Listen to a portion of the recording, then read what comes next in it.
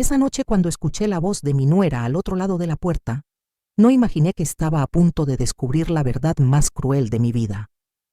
Lo que hizo no solo me arrebató a mi hijo, también casi acaba conmigo. Pero esta historia no termina en el dolor. Termina en justicia. Me llamo Ramona Ibáñez, tengo 69 años y vivo en Ávila, en una casa de piedra que mi marido y yo construimos hace más de 4 décadas. Aquella mañana gris de noviembre de 2024, me encontraba en la iglesia parroquial, rodeada de flores marchitas y un olor intenso a lirios blancos que me revolvía el estómago. Era el funeral de mi único hijo Héctor. La voz del sacerdote retumbaba en el interior de la iglesia como un zumbido lejano sin sentido. Yo no escuchaba nada. Mis ojos estaban fijos en la foto de Héctor sobre el atril de madera. Sonreía como si todavía estuviera aquí, pero esa sonrisa parecía ahora una burla cruel. Clara, mi nuera, no había aparecido. No me lo puedo creer, susurró mi vecina Paquita, que llevaba más de 30 años viviendo al lado de casa. Que esa mujer no haya venido en un día así. Asentí sin decir nada. No tenía fuerzas. No las tenía desde que recibí la noticia de su accidente 2 días antes. A Clara no la sorprendió. Llevaba semanas distante como si todo esto no fuera con ella. Cuando terminó la ceremonia, la gente se acercó con frases que parecían repetirse como un eco vacío. Lo siento mucho, doña Ramona. Héctor era un buen chico. ¡Qué pena más grande! Yo solo veía bocas moviéndose, pero no escuchaba nada. Al anochecer regresé sola a mi casa. El silencio me golpeó como una pared helada.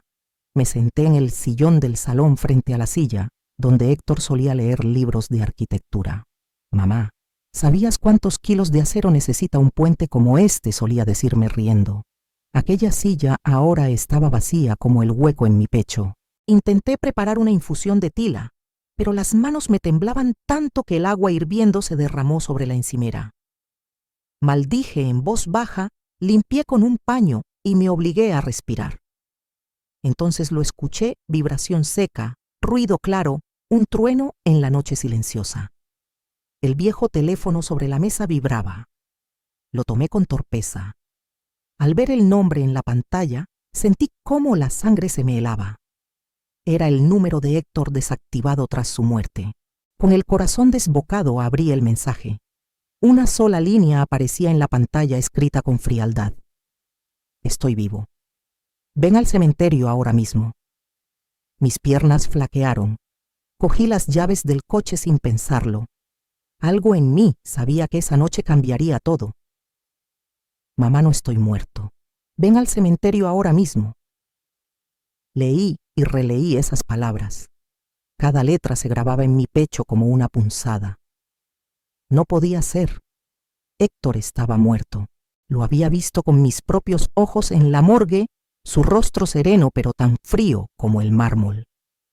Entonces, ¿de dónde salía ese mensaje? ¿Quién era capaz de jugar así con mi dolor? Me levanté sin pensarlo. Afuera la lluvia golpeaba los cristales con una furia que parecía presagiar desgracia. Agarré mi abrigo de lana colgado en el perchero, las llaves del coche, y salí sin cerrar bien la puerta. Conduje por las calles vacías de Ávila bajo la lluvia que borraba los contornos de la ciudad. Eran casi las 12 de la noche. Los faros apenas conseguían atravesar la cortina de agua. La frase seguía resonando en mi cabeza. Mamá, no estoy muerto. Si había un solo hilo de esperanza, por minúsculo que fuese, tenía que aferrarme a él. Aparqué frente al cementerio municipal. La puerta de hierro estaba entreabierta como si alguien me estuviera esperando. El frío me mordió la cara al bajar del coche. Empujé la puerta y un chirrido metálico resonó en la oscuridad. El aire húmedo olía a tierra recién removida. Las farolas amarillentas parpadeaban proyectando sombras que parecían moverse entre las tumbas. Avancé por el camino de grava que llevaba a la zona nueva donde descansaba Héctor. Cada paso sobre las hojas mojadas crujía como un susurro fúnebre. Mi corazón golpeaba el pecho entre la esperanza y el terror. La tumba de mi hijo apareció frente a mí. La tierra aún era reciente. Los lirios blancos que había dejado por la mañana estaban deshechos por la lluvia. Me detuve paralizada. Había alguien de pie frente a la lápida. Sentí cómo la sangre me abandonaba. Soy Ramona Ibáñez, tengo 69 años y he sido madre soltera casi toda mi vida. Cuando mi marido murió de un infarto, Héctor apenas era un adolescente. Recuerdo las noches interminables cosiendo en casa para pagarle los estudios de ingeniería. Lo vi convertirse en un hombre noble trabajador, el orgullo de mi vida. El día que me presentó a Clara pensé que el destino por fin le sonreía. Era joven, brillante, con una sonrisa que parecía sincera. Doña Ramona, le prometo que cuidaré de él, me dijo aquella tarde en el salón, mientras sujetaba la taza de café con las 2 manos. Nunca imaginé que años después yo estaría sola bajo la lluvia mirando una figura inmóvil frente a la tumba de mi hijo, con un mensaje imposible aún brillando en la pantalla de mi teléfono. Ramona, usted crió a Héctor sola. Ojalá algún día yo sea tan fuerte como usted. Aquellas palabras de Clara tan suaves y brillantes me conmovieron profundamente. Sentí que no solo tenía un hijo, sino también una hija. Tras su boda, decidí mudarme a una casita pequeña en las afueras de Ávila. No era grande, 2 habitaciones, un pequeño jardín con rosales y una mesa de hierro forjado bajo una higuera. Pero para mí ese lugar estaba lleno de recuerdos. No quería convertirme en una suegra entrometida. Quería que Héctor y Clara tuvieran su propio espacio, su propio hogar. Él se opuso al principio y me abrazó con fuerza. Mamá, solo quiero que estés cerca, susurró. Lo estaré, hijo. Pero debes construir tu vida. Los primeros meses parecían perfectos. Clara me llamaba cada semana. Mamá, venga a cenar este sábado. Prepararé cocido madrileño, el que tanto le gusta. Yo sonreía al teléfono sintiendo que nuestra familia se había agrandado. Héctor me mandaba fotos desde la costa de Denia, paseando junto al mar, o abrazado a Clara entre flores de bugambilla. Se veía feliz, radiante. Y yo también lo era. Pero las grietas comenzaron a aparecer. Al principio fueron pequeñas, las cenas de los domingos empezaron a ser menos frecuentes. Luego llegaron las excusas. Clara está muy ocupada con el cierre del año. Tiene una reunión con los socios. No quise pensar mal. Ella trabajaba en marketing, un mundo exigente, pero la sonrisa de Héctor empezó a perder brillo. Y yo, que lo conocía mejor que nadie, notaba cómo algo se apagaba en él. Las llamadas nocturnas se volvieron frecuentes. Héctor hablaba con la voz cansada, ronca. Mamá, Clara no vendrá esta noche. Se queda en un hotel por trabajo. Tranquilo, hijo. Todo se arreglará. Lo dije, pero no me lo creí ni yo misma. Una tarde, sin avisar, preparé una olla de sopa de pollo y fui a su casa. Solo quería cuidarlo como siempre. Al llegar encontré la puerta entreabierta. Héctor, ¿Clara? Llamé en voz baja. Nadie respondió. Dejé la olla sobre la mesa y escuché susurros en el balcón. Era Clara. Su tono era dulce, íntimo, completamente distinto al que usaba conmigo. No, amor. Este fin de semana intentaré arreglarlo. Cuando me vio se tensó, colgó el teléfono y forzó una sonrisa. Mamá estaba hablando con un cliente. Asentí fingiendo creerla, pero el corazón me pesaba como una piedra. Sabía que algo no cuadraba. Esa misma noche sonó el teléfono. La voz de Héctor al otro lado me heló la sangre. Mamá, necesito verte. Ahora. Mamá. Volvimos a discutir. La voz de Héctor temblaba al otro lado del teléfono. Clara se ha comprado un bolso carísimo. Y hace apenas 2 días me dijo que teníamos que ahorrar porque la empresa iba mal. Escuché la angustia en su voz, no solo por el dinero, sino por algo más profundo que no se atrevía a decir. Así son las personas a veces, hijo. Tal vez solo quiso darse un gusto. Cálmate. Hablad con tranquilidad. No dejéis que esto se os vaya de las manos. Haré lo posible, mamá, susurró él. Pero el día que comprendí que todo había cambiado fue en mi cumpleaños número 69. Héctor había reservado una mesa en un restaurante elegante en el centro de Ávila, con lámparas cálidas y manteles blancos impecables. Me dijo que Clara llegaría un poco más tarde, que estaba en una reunión importante.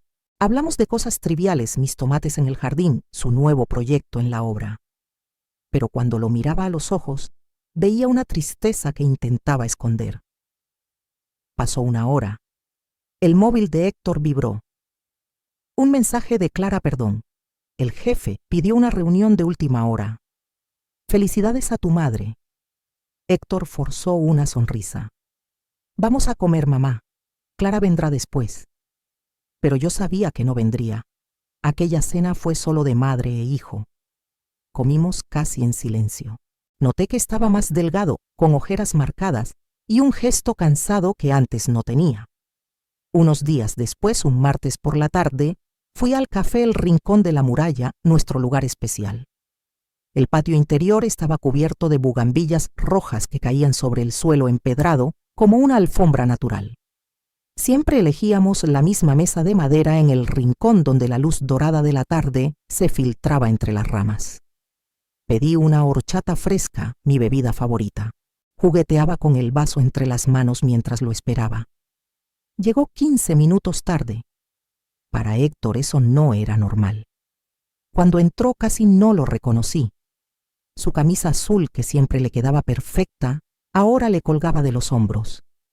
La barba crecida, las ojeras hundidas. Se sentó frente a mí e intentó sonreír. Perdón, mamá. El tráfico estaba terrible.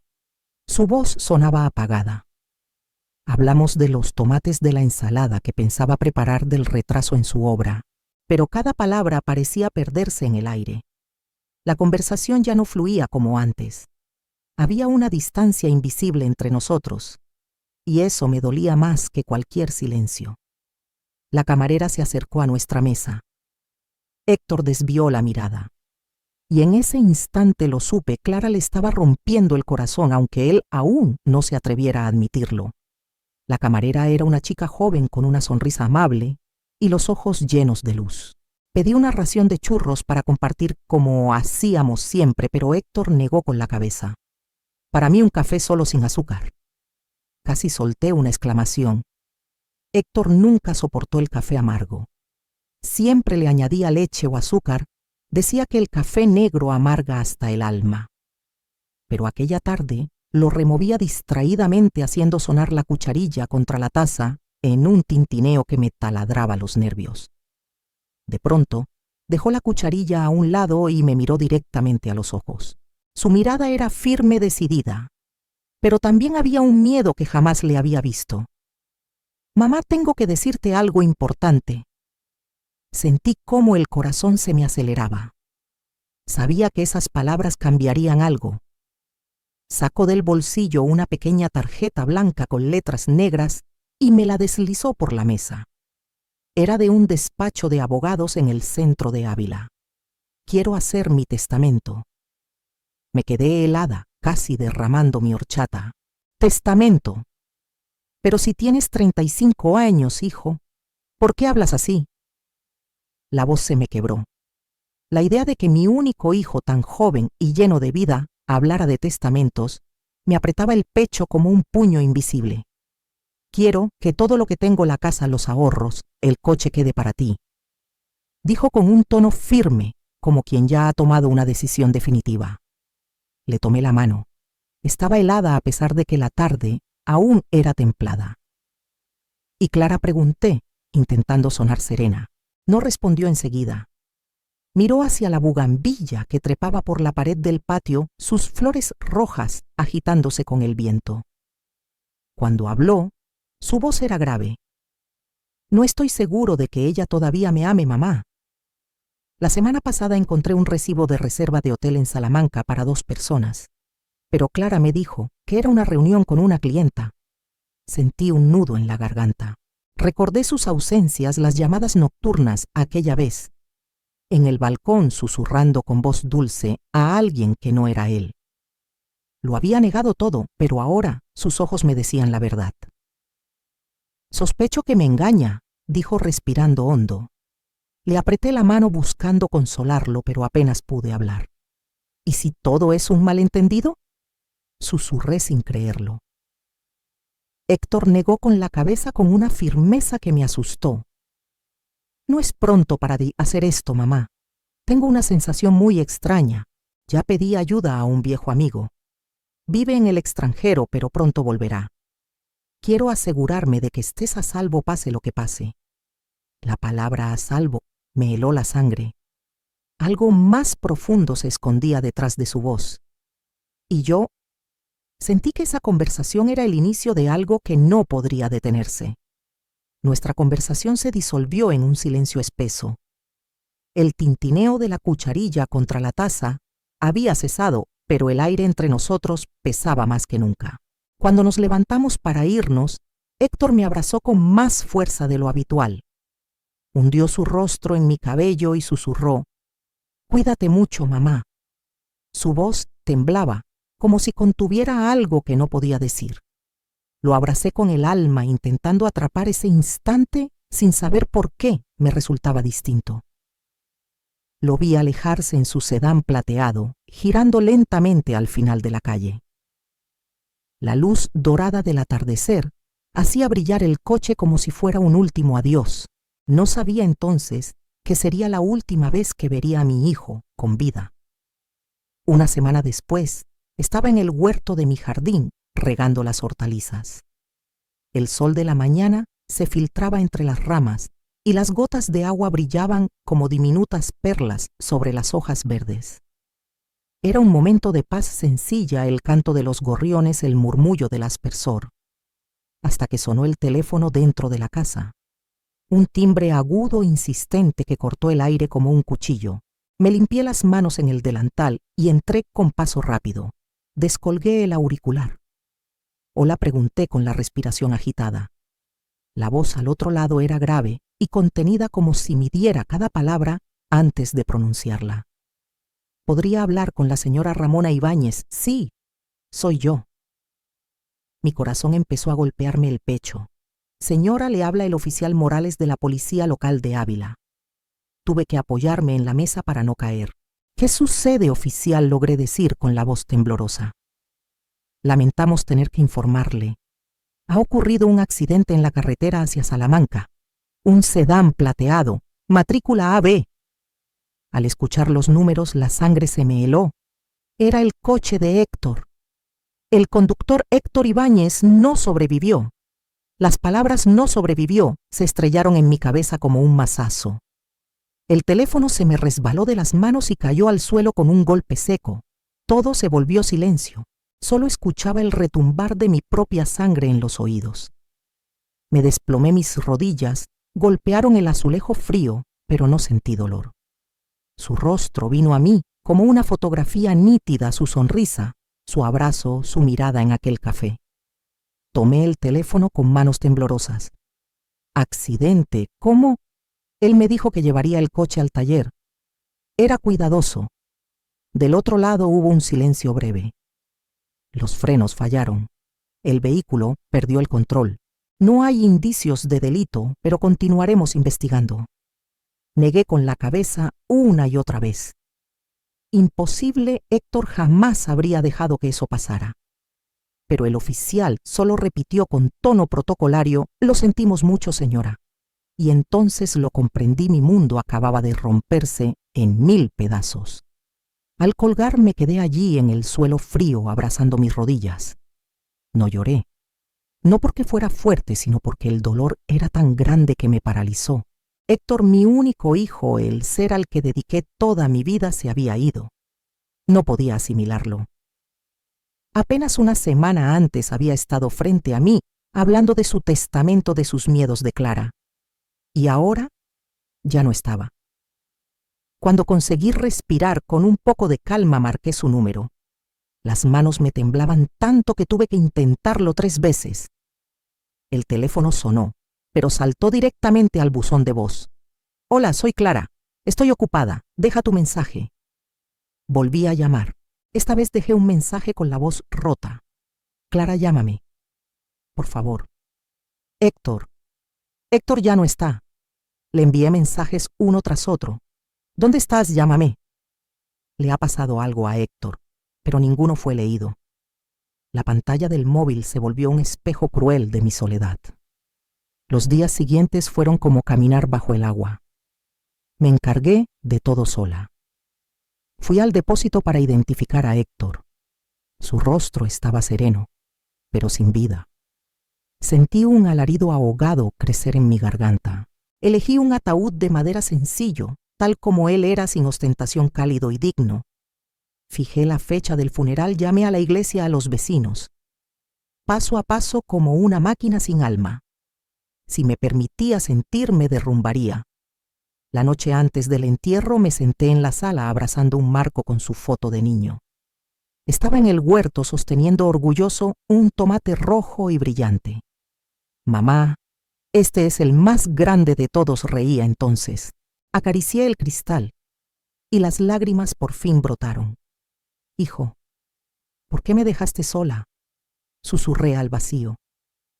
En el funeral estuve quieta como una sombra.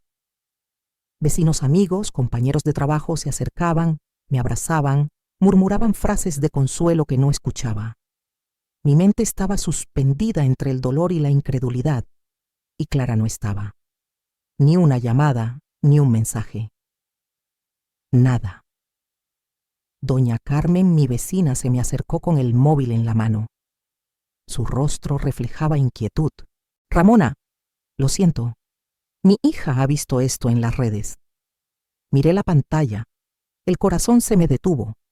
Era una foto de Clara en una playa de Ibiza, con un bikini rojo, sonriendo y alzando una copa junto a un hombre moreno. El texto "El paraíso es real", publicada ese mismo día, el día del funeral de mi hijo.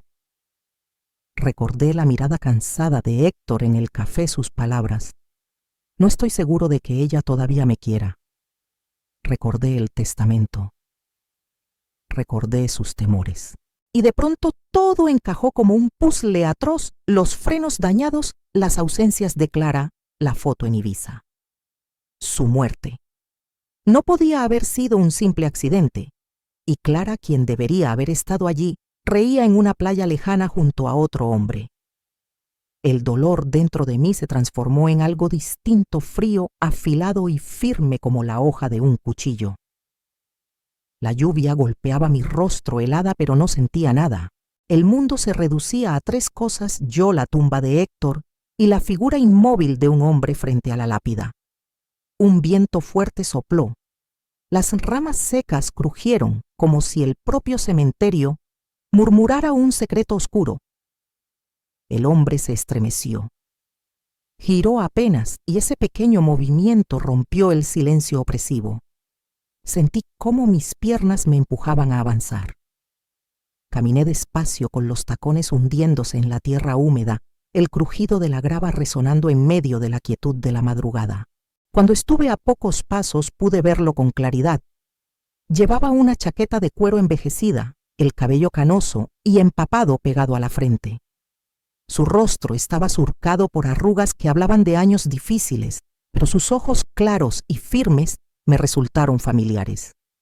Ya había visto ese rostro en las fotos viejas que Héctor me enseñó alguna vez, los días felices de universidad, los amigos riendo en terrazas llenos de futuro. Mi corazón empezó a latir con fuerza, como si quisiera escapar de mi pecho. Doña Ramona. Su voz era grave y ronca, pero firme. Me quedé helada. ¿Quién es usted? ¿Dónde está mi hijo?, pregunté con la voz temblorosa, aunque sabía que Héctor no podía estar allí. Pero aquel mensaje... No estoy muerto. Había sembrado en mí una chispa de esperanza absurda. El hombre dio un paso hacia mí sin apartar la mirada. Soy Julián Herrera. Los recuerdos me invadieron como una ola. Julián, el mejor amigo de Héctor desde la adolescencia, el que se había mudado con su familia a Barcelona hace más de 20 años. Héctor hablaba de él con cariño, lo llamaba el hermano que la vida me regaló. Julián, el amigo del que Héctor me habló. Susurré incrédula. Él asintió con el rostro lleno de culpa, como si cargara un peso enorme. Fui yo quien envió el mensaje. Dijo, con voz grave. Usé un dispositivo que permite simular el número antiguo de Héctor. Lo siento, sé que fue cruel, pero si hubiera llamado con mi nombre quizá no me habría creído, ni habría venido aquí esta noche.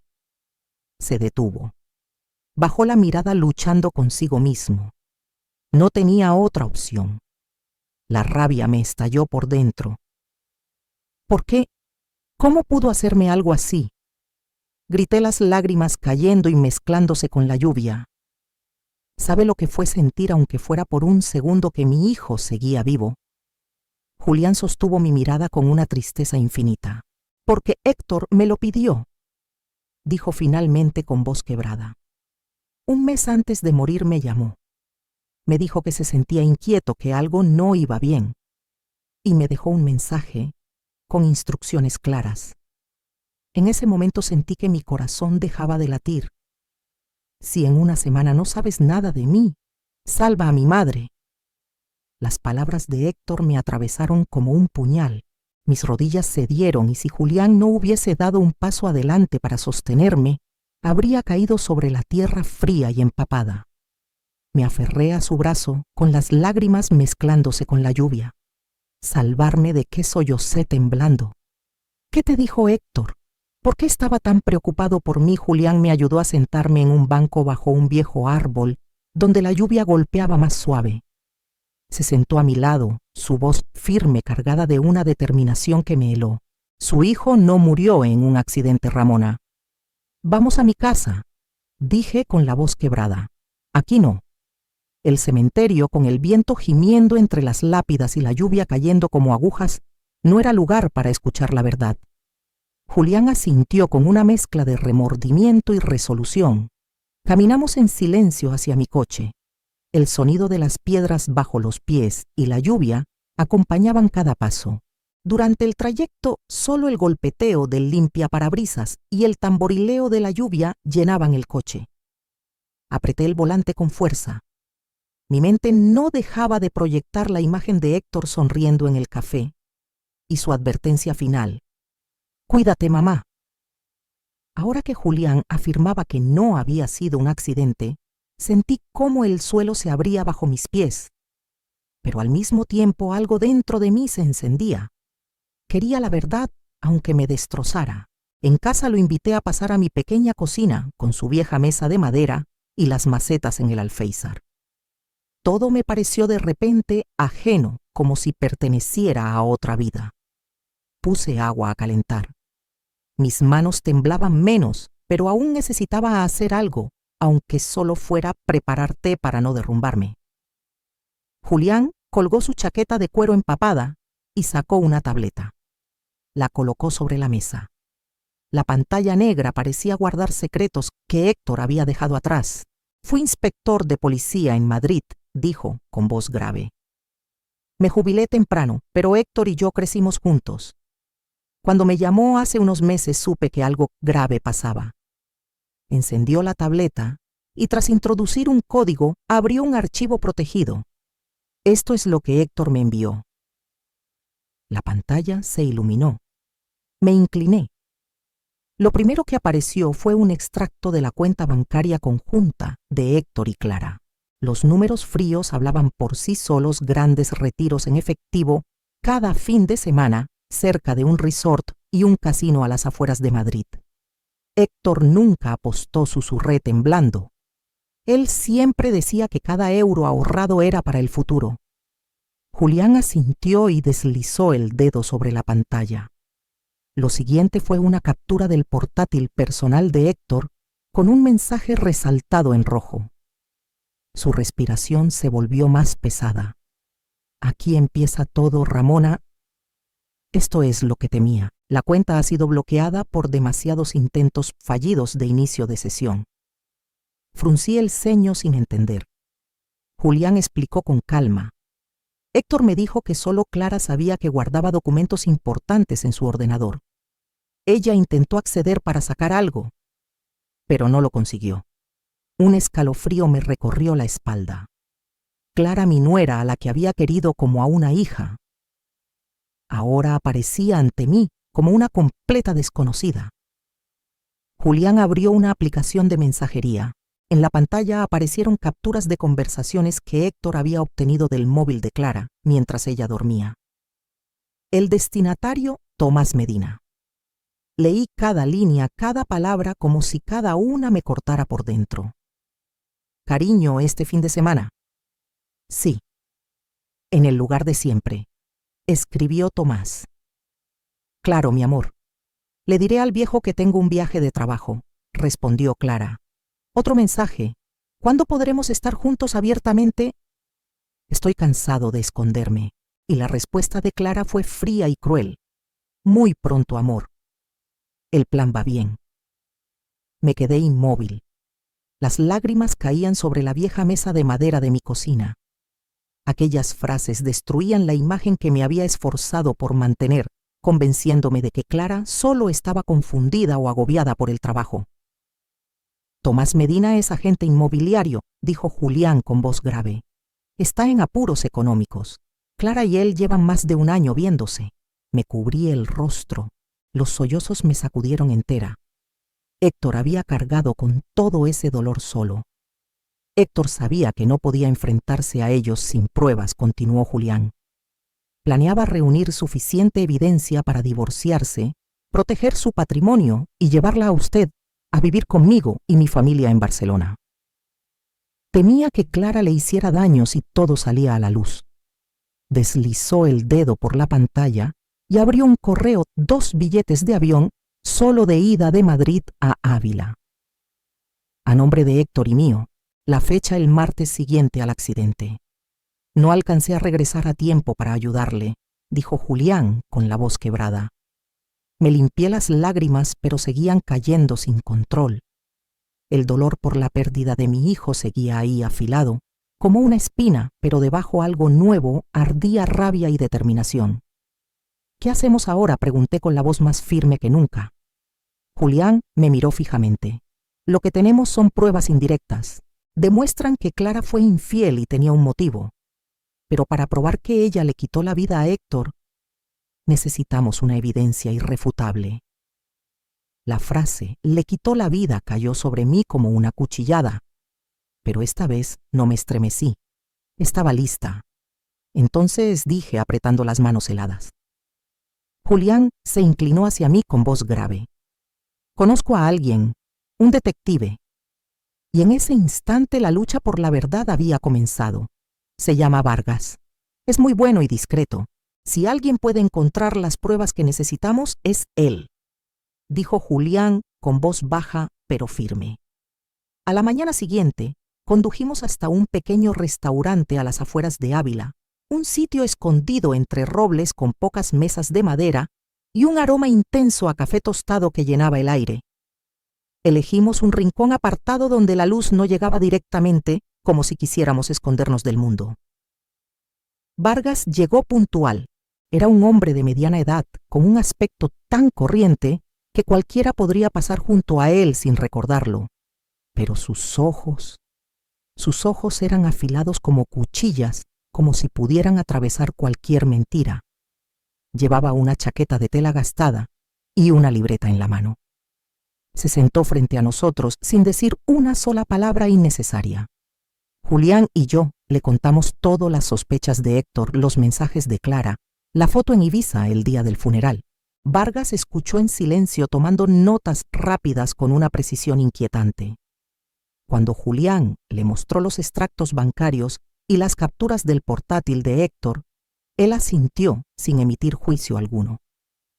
Cuando terminamos, se recostó en la silla y habló con voz serena pero firme.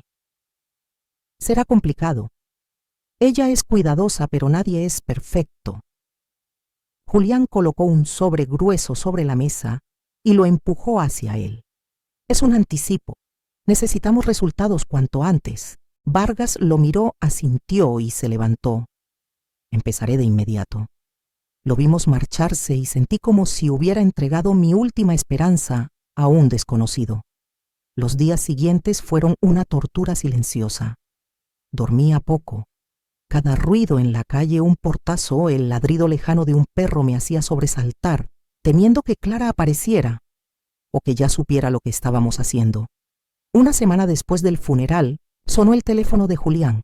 Yo estaba en la sala abrazando el retrato de Héctor. Julián miró la pantalla con sorpresa. «Es Vargas», contestó, escuchó unos segundos, asintió varias veces y dijo: «Iremos enseguida». Al colgar, me miró con los ojos brillantes. «Tiene lo que necesitábamos». Nos reunimos con Vargas en el mismo restaurante. Sobre la mesa dejó una memoria USB y un fajo de fotografías. Las primeras mostraban a Clara y Tomás Medina entrando juntos en un hotel de lujo en Ibiza, de la mano sonriendo. La siguiente me desgarró el pecho. Se besaban apasionadamente junto a la piscina, la luz del sol iluminando su rostro radiante. Cerré los puños con fuerza, las uñas clavándose en mi piel. Ella estaba allí cuando Héctor... No pude terminar. Vargas asintió comprendiendo. «Esto es lo importante», dijo señalando la memoria USB. Instalé un micrófono bajo el asiento del coche de Medina. Grabé una conversación mientras iban al aeropuerto para regresar. Aquella noche, la verdad empezó a tomar forma. Y yo ya no era la misma mujer que había llorado junto a una tumba. Ahora tenía un objetivo: justicia. Vargas conectó la memoria USB a su portátil, se colocó los auriculares, buscó un fragmento concreto y activó el altavoz. Yo contuve la respiración. Sabía que lo que iba a escuchar cambiaría todo. La voz de Tomás Medina fue la primera en sonar, temblorosa, llena de preocupación. «¿Estás segura de que todo está bien? Nadie sospecha nada, ¿verdad?» La respuesta de Clara llegó con un tono frío y cómplice que me heló la sangre. «¿De qué te preocupas?» «Un simple accidente, un pequeño corte en el tubo de freno y listo. Héctor muere y nosotros lo tenemos todo: la casa, los ahorros y la póliza de seguro». Sentí que el corazón se me apretaba. Cada palabra era una cuchillada. Tomás volvió a hablar nervioso, balbuceando algo sobre la herencia. Entonces Clara soltó una risa seca, una carcajada escalofriante. «No te preocupes. En cuanto cobre el seguro me encargaré de ella. Un cortocircuito, una caída en la bañera. Fácil.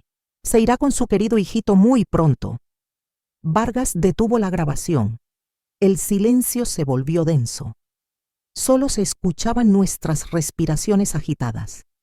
Apreté los puños con tanta fuerza que las uñas me dejaron marcas rojas y dolorosas. Pero ese dolor no era nada comparado con la rabia que me quemaba por dentro. Clara, a quien yo había amado como a una hija, no solo había traicionado a Héctor, sino que planeaba matarme. Miré a Julián. Él me devolvió la mirada. No necesitábamos palabras. Había llegado el momento de hacer justicia por Héctor. Sin dudarlo, recogimos todas las pruebas: las fotos de Clara y Tomás en Ibiza, los extractos bancarios y la grabación. Nos dirigimos a la comisaría de Ávila, donde nos recibió el oficial Morales, el mismo que me había notificado la muerte de mi hijo. Su actitud era ahora otra, seria, concentrada. Se sentó frente a nosotros en una sala pequeña, iluminada por una luz blanca y fría. Cuando Julián le entregó la memoria USB, noté cómo le temblaba ligeramente la mano al conectarla al ordenador. La grabación volvió a sonar. Clara hablaba con una frialdad escalofriante mientras Tomás balbuceaba con nerviosismo. «Solo hay que tocar un poco el tubo del freno y ya está. Cuando cobre el seguro me encargaré bien de la vieja». Cada palabra confirmaba lo que más temía: Héctor había sido asesinado. Y yo era la siguiente. Morales palideció. «Dios mío», murmuró. Tecleó con rapidez en su ordenador, tomó notas y nos miró con una expresión firme.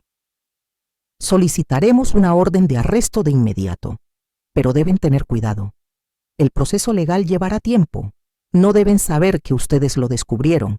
Si se sienten acorralados, pueden volverse peligrosos». Asentí. Por dentro la ansiedad me carcomía. Vivir sabiendo que Clara quería matarme era como dormir con una bomba en el pecho. Pero ya no era la misma mujer rota del funeral. Ahora estaba preparada para luchar. Lo recuerdo como una noche interminable. La sensación de caminar sobre una cuerda floja, al borde del abismo, no me abandonaba. 2 días después, Clara regresó. Estaba en la cocina lavando unos platos cuando oí el motor detenerse frente a la casa. Me asomé por la ventana. Bajó de una camioneta negra vestida de negro, las grandes gafas de sol ocultando el rostro. Intentaba aparentar tristeza, pero yo ya había aprendido a leer el teatro en su cara. El corazón me latía con fuerza, no de miedo, sino de ira. Tocó el timbre una vez, 2 veces. No abrí. Morales nos había advertido: no la enfrentaras sola, no la dejes sospechar. Al tercer toque, mi móvil vibró. Era Clara. Su nombre parpadeó en la pantalla. No contesté.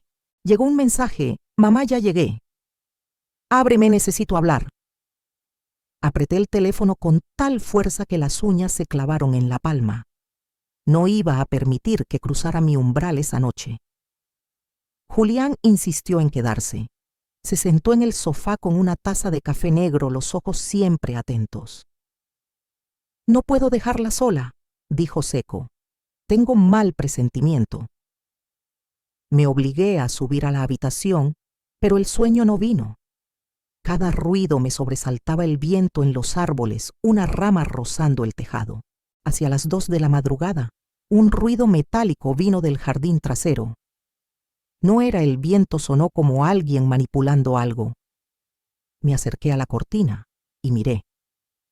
Bajo la luz de la luna, vi una silueta inclinada junto a la caja eléctrica.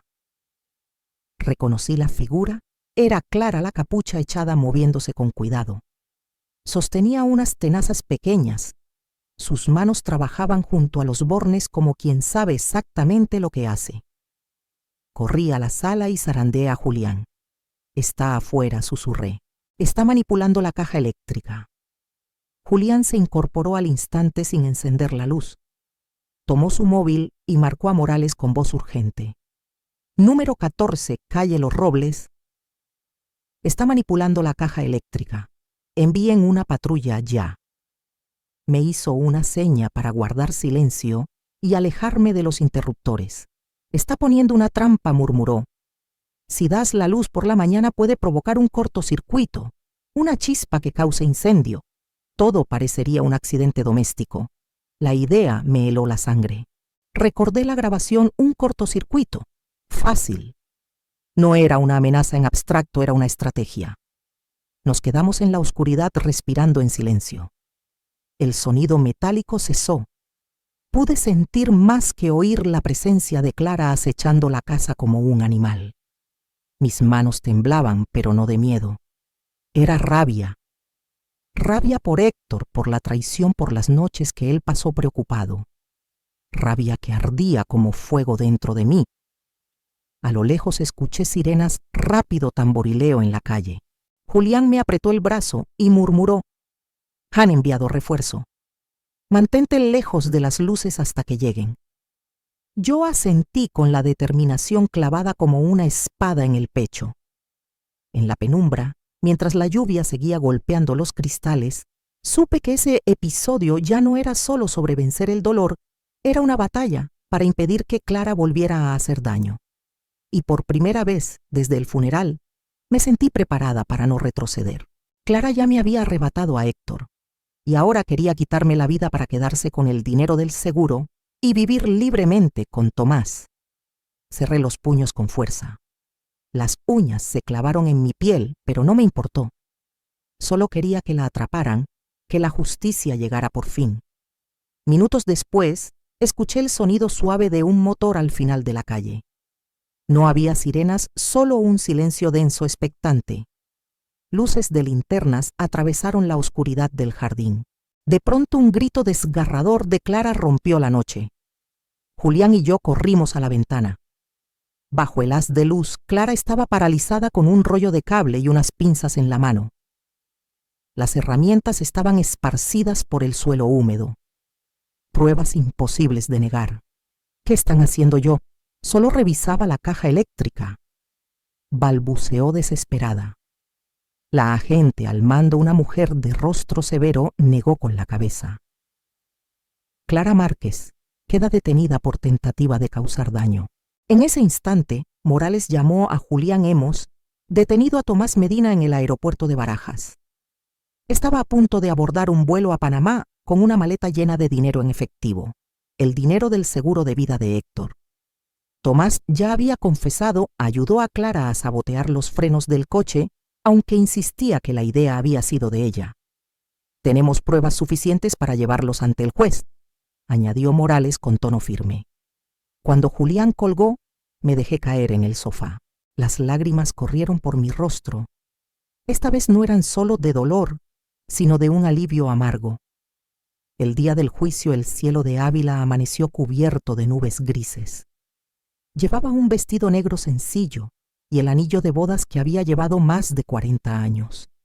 Julián se sentó a mi lado, en la primera fila reservada para la familia de la víctima. Me apretó la mano con suavidad. «Lo superaremos, Ramona».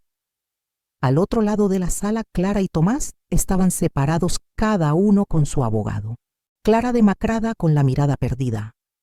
Tomás cabizbajo, hundido en su propia culpa. No sentí satisfacción, solo un dolor seco y una rabia contenida. La fiscal, una mujer de voz firme y mirada penetrante, se levantó para presentar el caso. Cuando pronunció mi nombre como primer testigo me puse en pie. Caminé despacio con pasos firmes, la mente clara. Frente al tribunal relaté todo, la última conversación con Héctor en el café, su inquietud sobre el testamento, la llamada de Morales, aquella mañana fatídica, y la imagen de Clara sonriendo en Ibiza el mismo día del funeral. Cada palabra era un acto de memoria y de justicia. Ese día no lloré. Ese día hablé por mi hijo. Hablé de las sospechas de Héctor, de cómo me llamaba preocupado por mí, y del momento exacto en que descubrí que Clara había manipulado la caja eléctrica de mi casa. Mi voz no tembló ni una sola vez, aunque el corazón me dolía cada vez que pronunciaba su nombre. Miré directamente a Clara mientras hablaba, pero ella no se atrevió a levantar la cabeza. Sus hombros temblaban como si comprendiera que su máscara comenzaba a caer. El abogado defensor, un hombre alto de voz suave y ensayada, intentó contraatacar. Su señoría, la señora Ibáñez, es solo una madre afligida, cegada por el dolor. No hay pruebas directas que vinculen a mi clienta con el accidente de Héctor Ibáñez. Apreté los puños bajo la mesa. Las uñas se clavaron en mi piel, pero no respondí. Sabía que la fiscal estaba preparada. Sonrió con frialdad antes de hablar. «Tenemos pruebas». La sala quedó en silencio. Su asistente encendió el proyector. Aparecieron las fotografías Clara y Tomás, tomados de la mano en un hotel de Ibiza, riendo junto a la piscina. El murmullo se extendió por toda la sala. El abogado de Clara sudaba, intentando mantener la compostura. Luego vinieron los extractos bancarios, retiros cuantiosos de la cuenta conjunta de Héctor y Clara, coincidiendo con sus escapadas con Tomás. «Esto es un motivo financiero claro», dijo la fiscal. Clara Márquez planeó apoderarse de los bienes de su marido, incluida una póliza de seguro de vida, valorada en cientos de miles de euros. Clara agachó aún más la cabeza. Ya no quedaba nada de la mujer altiva que un día entró sonriente en mi casa. Y entonces llegó la prueba definitiva. Solicitamos reproducir la grabación. Un funcionario conectó la memoria USB al ordenador. La sala quedó en penumbra. La voz de Tomás fue la primera en oírse. «¿Estás segura de que todo está bien? Nadie sospecha nada».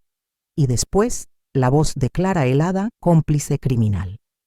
«¿De qué te preocupas? Fue solo un trágico accidente, un pequeño corte en la línea del freno y listo. Héctor se va y nosotros lo tendremos todo». Su risa sonó nítida. Luego vino la frase que me atravesó como un cuchillo. «Cuando cobre el seguro me encargaré de la vieja. Un cortocircuito, una caída en la ducha. Se irá con su hijo muy pronto». El silencio fue absoluto. Incluso el abogado defensor quedó pálido. Tomás cerró los ojos resignado. Clara temblaba como una hoja. La fiscal se puso en pie, su voz firme como un golpe de martillo. «Esto no fue un accidente. Fue un intento de asesinato premeditado. Clara Márquez y Tomás Medina no solo arrebataron la vida de Héctor Ibáñez, sino que también planearon matar a su madre. Cuando el jurado salió a deliberar, permanecí sentada, las manos entrelazadas, la mirada fija, al frente, sintiendo el peso de toda una vida. Y la justicia, por fin acercándose. Me quedé mirando al frente sin ver realmente nada. Julián puso su mano sobre mi hombro. No dijo palabra, pero su presencia bastaba para que no me sintiera sola. Pensé en Héctor, en los años que compartimos, en su sonrisa de niño, en cómo me abrazó con fuerza aquella última tarde. Me pregunté si él sabía que yo había luchado por él, que no permití que su sacrificio quedara en vano. El jurado regresó 2 horas después. En sus rostros ya no había dudas. El juez, un hombre mayor de voz grave, se puso de pie y leyó la sentencia. Clara Márquez es declarada culpable de asesinato en primer grado y conspiración para cometer asesinato. Condenada a 35 años de prisión sin derecho a libertad condicional. Clara rompió a llorar con la cabeza baja, mientras los policías le colocaban las esposas y la sacaban de la sala. Tomás Medina continuó, el juez, culpable de complicidad en asesinato. Condenado a 25 años de prisión. Tomás no dijo nada. Bajó la cabeza y se dejó llevar por los agentes. El golpe del mazo retumbó como un trueno en la sala, marcando el final del juicio. Todos parecían exhalar aliviados. Yo, en cambio, solo sentí un vacío inmenso. Se había hecho justicia, sí, pero Héctor no volvería. Cerré los ojos y vi su rostro, su sonrisa cálida. Susurré apenas audible: «Hijo, ya puedes descansar en paz». En los días que siguieron, mi pequeña casa pareció menos fría. El sol volvió a filtrarse por las ventanas, dejando parches dorados sobre el suelo de baldosas. El jardín, que durante semanas había estado marchito, empezó a llenarse de brotes verdes. Julián no regresó a Madrid tan pronto como pensaba. Dijo que tenía cosas que arreglar, pero yo sabía que se quedaba para asegurarse de que yo estuviera bien. Venía casi todos los días con pequeños obsequios: pan recién horneado de la panadería, verduras frescas del mercado, flores de temporada. A veces me ayudaba a reparar la cerca del jardín o a podar las ramas secas. Eran gestos simples pero llenos de significado. No hablábamos de Clara ni de Tomás. En lugar de eso, compartíamos pequeñas historias como las que antes compartía con mi hijo. Le conté cómo Héctor de niño corría con un tomate rojo en la mano gritando: «¡Mamá, este es el más grande!». Julián sonrió hablándome de su esposa y de sus hijos en Madrid, de cómo ahora jubilado enseñaba a los niños del barrio a jugar al fútbol. Una tarde de domingo llegó con una maceta de azaleas rojas y la colocó en el alféizar donde entraba el sol. «Estará bien aquí, en una casa fuerte, como usted dijo». Acaricié los pétalos suaves. Nos sentamos a tomar té de manzanilla en la cocina. Por primera vez en muchos meses sentí un poco de paz. «Doña Ramona», dijo Julián con voz vacilante, «he hablado con mi esposa. Queremos invitarla a vivir con nosotros en Madrid. No debería seguir sola aquí». Sus palabras resonaron en mi corazón como un abrazo inesperado. Por primera vez pensé que tal vez sí era posible empezar de nuevo. «Para que tenga un nuevo comienzo», dijo Julián con una expresión sincera pero cargada de preocupación. Tenía miedo de que lo rechazara. Sonreí y negué suavemente con la cabeza. «Gracias, Julián. Es usted muy amable. Pero esta es mi casa. Aquí están los recuerdos de Héctor, en este jardín, en esta cocina, en el sillón donde se quedaba leyendo hasta quedarse dormido. No puedo alejarme de todo eso». Me quedé mirando por la ventana. Las azaleas rojas recibían la luz del sol radiantes. «Pertenezco a este lugar», dije en voz baja, por doloroso que sea. Julián asintió como si hubiera anticipado mi respuesta. No insistió. Se quedó en silencio, girando lentamente su taza de té entre las manos. Luego levantó la vista. Su mirada era suave pero firme. «Héctor me salvó la vida una vez», dijo en voz baja, como si confesara un secreto guardado muchos años. Me quedé inmóvil. «Cuando éramos niños», continuó, «me resbalé y caí al río. La corriente era fuerte y yo no sabía nadar. Héctor se lanzó y me sacó, aunque también tenía miedo. Le debo la vida. Respiró hondo como reuniendo valor. Me pidió que la cuidara si alguna vez él no estaba. Le fallé cuando no pude salvarlo. Pero ahora quiero cumplir esa promesa. Doña Ramona, si usted me lo permite, quiero que me acepte como su hijo adoptivo. Su voz se quebró ligeramente. En su mirada había esperanza y temor, como si temiera que dijera que no. Las lágrimas brotaron, pero esta vez no por el dolor. Era gratitud. Julián había dejado atrás su vida tranquila en Madrid para cumplir una promesa con su amigo. Y en ese gesto vi no solo al amigo de Héctor, sino a un hijo. Alguien dispuesto a protegerme como él lo hizo alguna vez. Sonreí una sonrisa de verdad, después de tantos días de oscuridad. Mi hijo eligió bien a su amigo, dije con voz entrecortada. Julián sonrió también con los ojos húmedos. Me tomó la mano y la apretó con ternura. Sentí que Héctor en algún lugar nos sonreía a los dos. Desde entonces, cada fin de semana íbamos juntos al cementerio. Ya no llevábamos lirios, flores del funeral, sino crisantemos blancos, las favoritas de Héctor. Nos quedábamos frente a la tumba contándole historias de la semana, el jardín, las azaleas floreciendo, los partidos de fútbol que Julián veía con los niños por videollamada. A veces permanecía en silencio, sintiendo su presencia en cada brisa. El dolor seguía ahí, como una cicatriz que no desaparece. Pero ya no estaba sola. Julián se había vuelto parte de mi vida, no para reemplazar a Héctor, sino para continuar con el amor y la protección que él dejó atrás. Comprendí que el amor no muere, solo cambia de forma y sigue iluminando nuestras vidas de maneras inesperadas. Después de tanto dolor, supe algo con certeza: no podemos controlar lo que nos sucede, pero sí cómo decidimos enfrentarlo. Y yo había decidido seguir viviendo. Hay heridas que nunca sanan, marcas invisibles que permanecen grabadas en el alma incluso cuando la vida parece continuar. Pero de esas heridas también nace algo poderoso: la resiliencia. A veces la verdad llega tarde, cuando ya hemos perdido demasiado. Pero si tenemos el valor de buscarla, la justicia siempre encuentra su camino para brillar, aunque sea en medio de la noche más oscura. La vida puede ser cruel. Yo lo sé bien. Me arrebató a mi hijo, Héctor, me enfrentó a la traición más amarga y me obligó a mirar cara a cara el miedo. Pero si hay algo que me salvó, fue conservar en el corazón el amor, la bondad y la voluntad de no rendirme. Incluso en la oscuridad más profunda, siempre hay una luz que nos guía, aunque a veces sea tenue. La historia que acabas de escuchar está basada en mi experiencia real. Los nombres y lugares han sido modificados para proteger la identidad de quienes estuvieron involucrados. No la cuento para juzgar a nadie, sino con la esperanza de que alguien en algún lugar escuche estas palabras y reflexione. Me pregunto cuántas madres como yo sufren en silencio dentro de sus propios hogares. ¿Cuántas callan por miedo, por vergüenza, por no romper esa paz aparente que en realidad es una prisión?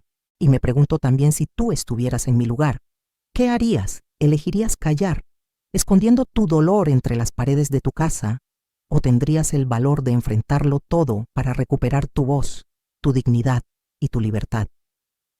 Cada historia como esta puede ser una vela que ilumine el camino de otros, una chispa capaz de encender esperanza donde solo hay sombras.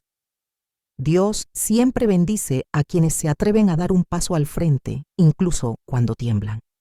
Yo no soy una heroína, soy una madre que perdió, que sufrió, pero que decidió luchar.